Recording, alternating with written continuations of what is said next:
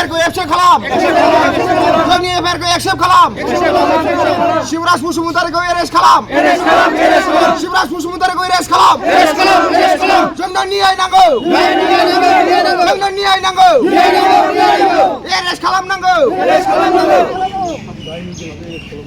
सिदलिथारनायावहाय नोंथांमोना फैबाय गुबैयै मा जाहोनखौ लानानै फैनाय जाखो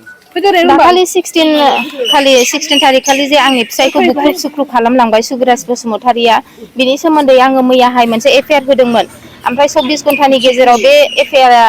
रेजिस्टार जानांगौ नालाय दा बियो दासिमबो जानो हायाखै आङो सारमोननि खोथा मथे नेबायबो अलरेडि मैया बेलासिनि गेजेरावनो जागोन होनबाय खिन्थु दिनैसिमबो जायाखैमोन बिनि थाखाय आङो फुङावनो कल खालायबाय माबाय जागोनल' होनो खिन्थु दासिमबो जायाखैमोन बिनि थाखाय आङो दुखु मोननानै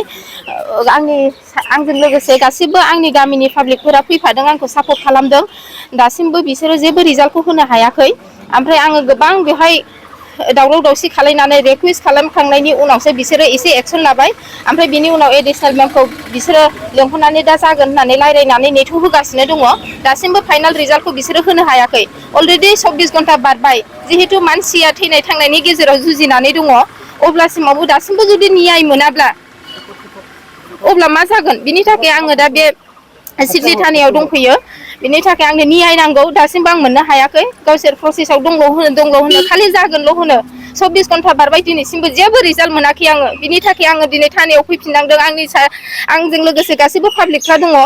जोङो गोबां खोथा बुंबाय बिफिनबाय जुदि जायाब्ला आंनो आंनि FIR होनायखौल' हरफिनदो बेखौबो हरा बिसोरो दा नांगौबा नैबे रेजिस्टार जायैनि बेलायावहाय राजखान्थि माबा षड़यन्त्र दङ होनना सानो नामा आंथ' बेफोरखौ आं जेबो सानाखैमोन माने आङो खालि आंनि फिसायखौ पार्सनेलि एटाक खालामहैनायनि थाखायसो आं होदोंमोन एफाग्राब सिरियास खोथाखौथ' बिसोरो मालाबाबो बेबायदि इगनर खालामनो नाङामोन 24 आवार्सनि गेजेराव जेने थेने रेजिस्टार जानांगौमोन बेयो दिनैसिम मानो खालामनो हायाखै आङो बे उद्देश्यखौ जेबो मोनदांनो मोनाखै खालि जागोनल' होनो एक्सेप्ट खालायनानै बेहाय फरवार्ड खालामबाय होनबाय बे खोथाखौ एक्सेप्ट खालायनानै जोङो दिनैसिम नेनो थिननायखाय नेबाय खिन्थु दिनैसिम जों दासिम जेबो रिजाल्ट मोनाखै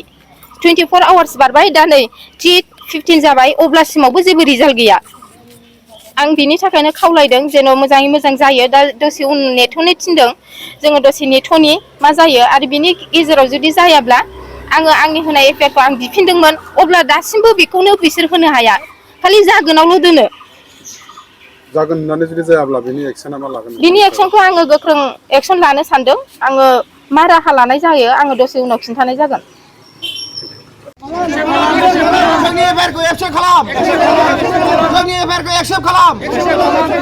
शिवराज बसुमतारीखौ एरेस्ट खालाम शिवराज बसुमतारीखौ एरेस्ट खालाम जोंनो न्याय नांगौ